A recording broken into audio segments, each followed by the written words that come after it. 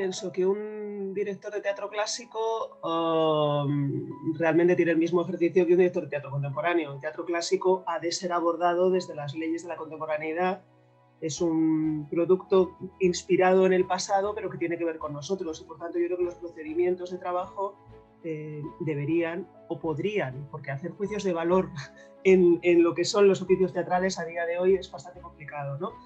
Yo creo que a día de hoy el director, aunque también hay grandes directores que son grandes creadores y que superan todos los límites de las responsabilidades escénicas, el director es casi un demiurgo, un ordenador, una persona que orienta hacia lo que se quiere contar, hacia lo que se puede contar con un texto clásico, y articula todos los elementos de significación para que cuenten eso que queremos contar y no lo contrario. Yo creo que quizá a la hora de abordar el teatro clásico hay un compromiso extra que tiene que tener el director, porque ya no es solamente con la contemporaneidad, con su equipo, con los actores que lo defienden, sino con el propio autor en el cual uno se apoya y que no está para defenderse. Con lo cual creo que hay que ser coherente, riguroso, y eso también es labor del director de escena.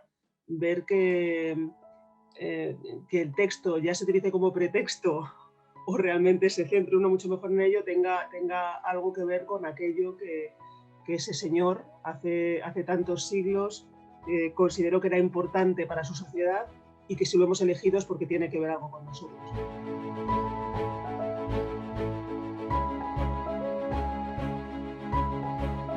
A ver, en mi caso es un poco especial, porque a mí la parte de investigación de los procesos escénicos es quizá la parte que más me gusta. Y esto no debería decirlo porque voy a quedar fatal como directora y como cabeza de un trabajo que es tan grupal y tan coral como es el teatro, ¿no?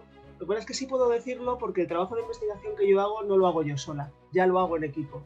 El teatro es un trabajo que se hace en comunidad, y nosotros desde la propia base, aunque yo siempre lleve las riendas de esa estructura, empezamos a trabajar. Nosotros trabajamos normalmente como con un año por proyecto. Nos encerramos un año antes y empezamos a abordar pues, desde diferentes perspectivas. Desde el estudio del propio contexto histórico en el cual se escribe esa obra de teatro y, por tanto, a qué mundo está reflejando, una especie de análisis sincrónico, claro, que tiene que ver con lo literario, tiene que ver con lo musical, con lo plástico, con la historia de las ciencias humanas. Creo que hay que hacer una especie de trabajo de acoso al autor, su época y la obra, que para mí es absolutamente gozoso, porque no es solamente esa cosa de encerrarse en los libros, que está muy bien, y yo lo disfruto mucho, sino que también hay que hacer mucho trabajo de campo y lanzarse a intentar recuperar esa idea de que un texto literario dramático en este caso, no se puede entender solo sobre la letra, que hay que buscar esos referentes que lo apuntalaron y que lo siguen apuntalando.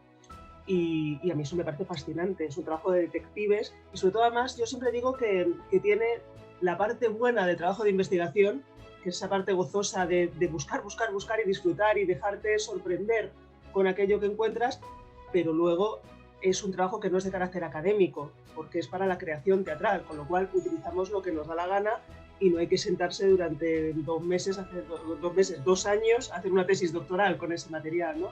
Entonces es un trabajo que da mucha libertad y es imprescindible porque es lo que va a poner las bases de lo que va a ser la creación teatral. Si todo ese material que tú has recogido antes está bien, primero tomado, investigado y luego hilado en relación con lo que dice la obra, son unos pilares fundamentales que van a hacer que no te pierdas a la hora de la puesta en escena y que vayas con una seguridad que en un proceso creativo es siempre imprescindible.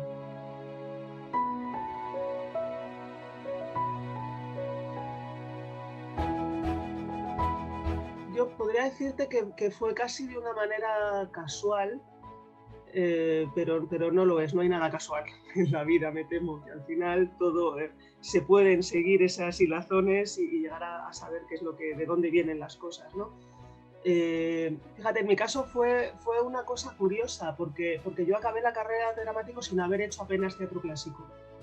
Y pensé, tengo que hacer algo de teatro clásico porque me parece indecente lanzarme a la vida profesional sin conocer cuáles son las bases de nuestra historia teatral. Y a partir de ahí me zambullí en el repertorio y de repente me encontré con un montón de referentes que yo había vivido desde niña, ¿no? Yo soy nieta de filólogos ilustres, de los de Rancio Abolengo, de una escuela filológica que estaba apasionada por ese tipo de teatro que, aunque está muy estudiado a nivel académico, no hemos visto sobre las tablas en los últimos años. Bueno, ahora sí, con nosotros sí, con algunos más, que es cierto que también hay que reconocer que hay gente que ha hecho ejercicios puntuales en torno a esto que están muy bien, ¿no? Pero no sé, quizá lo que yo encontré era un tipo de material, primero que tiene lo sorpresivo de lo desconocido, esa capacidad de poder descubrir cosas que no se han transitado y por tanto te da muchísima más libertad porque no hay referentes. Quieras o no, tú te enfrentas a un Lope y es que la gente lleva trabajando Lope todos los años, entonces tienes como que pelear con cosas que ya has visto y limpiarte, ¿no? Aquí no, o sea, cuando uno trabaja sobre Bermúdez o sobre Gil Vicente hay que inventárselo todo y no hay posibilidad de contaminaciones y eso para los creadores me parece que es apasionante. Y luego porque al ser teatro casi predramático, da una sensación de modernidad que enlaza con esa idea de la libertad que yo te decía, ¿no? De que no estás sometido a unas reglas tan estrictas que van a ser las que Lope va a declarar en el arte nuevo de hacer comedias después. Hay que deconstruir todo ese material que tiene más que ver muchas veces con lo poético que con lo que entendemos como teatral y construir un lenguaje propio.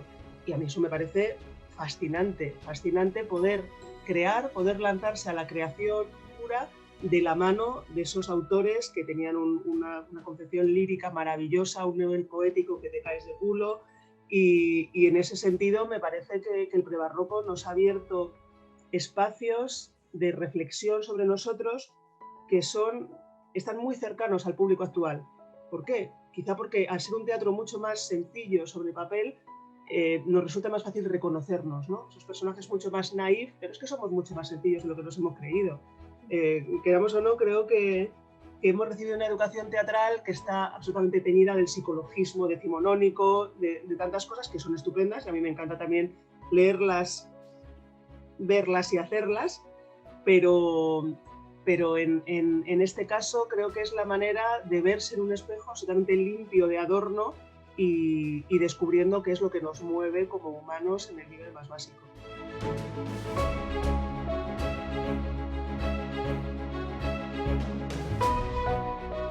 A ver, yo creo que sí os he dicho más o menos lo que a mí me mueve y por tanto lo que pienso que es importante a nivel existencial, de alguna manera, para el espectador, ¿no? Como aportación artística que siempre tiene una finalidad en la sociedad en la que vivimos.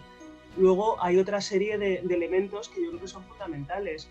En un país como este, donde tenemos quizá bueno, quizá no, el teatro nacional, como es todo el teatro del siglo de oro más importante del universo, porque con mi respeto a los franceses, a los ingleses y a todos, no se puede comparar el fondo que tenemos de Lope, de Tirso, de Calderón, de tantísimos autores que se hacen y que quedan por hacer. Creo que el teatro prebarroco es un escalón que hay que conocer y hay que transitar para poder llegar a entender a todos esos dioses de la escena. O sea, que por un lado tienen un valor en sí mismo, pero por otro lado son imprescindibles para que podamos entender aquello que fascina a la sociedad entera, como es el teatro clásico más estándar, más del siglo de oro. Claro.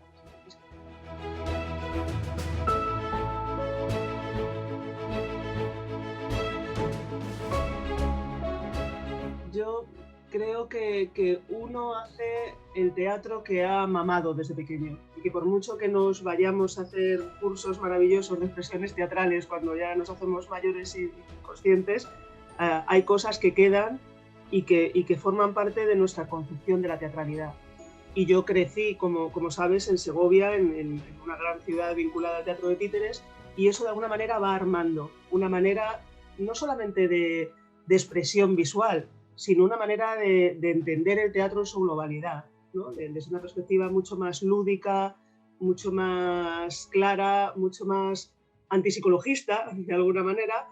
Entonces, quieras o no, eso lo llevas en la mochila. lo llevas y cada vez que te enfrentas a un texto teatral analizas desde ahí, aunque no quieras, aunque no veas sacar un muñeco en escena, hay algo que ha quedado siempre.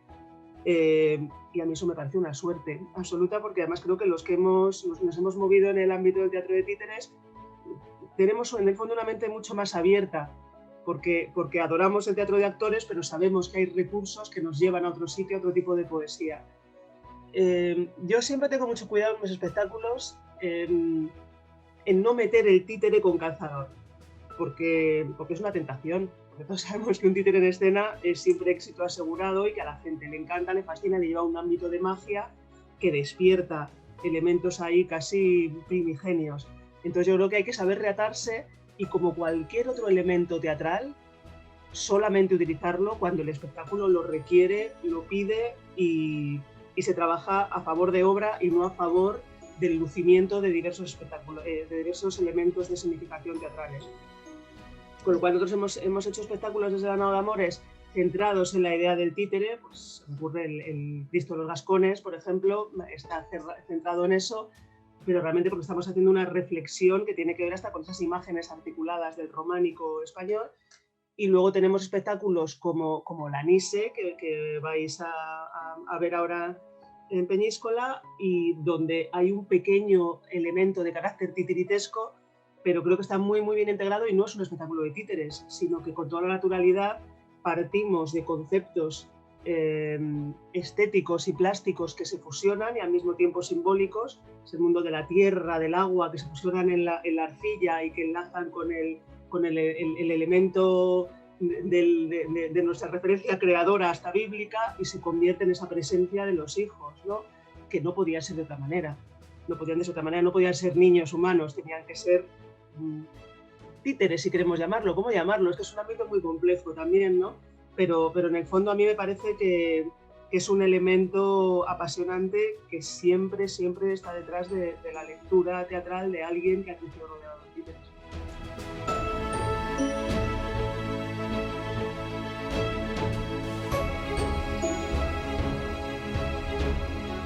¿Qué te voy a decir?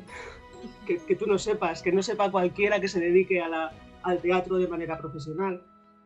Yo estaba estos días, estoy preparando el próximo espectáculo que nos tenemos que cerrar ya casi dentro de nada, ensayar, y estaba trabajando sobre algunos autores que tienen que ver sobre todo con la gran generación de filólogos del siglo pasado, del siglo XX, que dicen que para ser libre hay que tener un proyecto de vida. Y yo creo que nosotros, los que trabajamos con vocación, hemos tenido la suerte de encontrar un proyecto de vida que nos permite canalizar todo en esa dirección. Yo creo que uno tiene que levantarse por las mañanas y saber que lo que hace es una aportación a la sociedad desde algo que le apasiona. Y yo lo encontré a través del teatro, y entonces eso me salva. El teatro me salva y es mi manera de vida, con lo cual yo no puedo entender quién soy como persona sin tener ahora mismo esa realidad, que es a la que me he venido dedicando desde la adolescencia, y que ya no tengo manera de cambiarla, claro. Bueno, nunca se sabe, pero de momento no sé a qué me dedicaría si no tuviese este objetivo en la vida.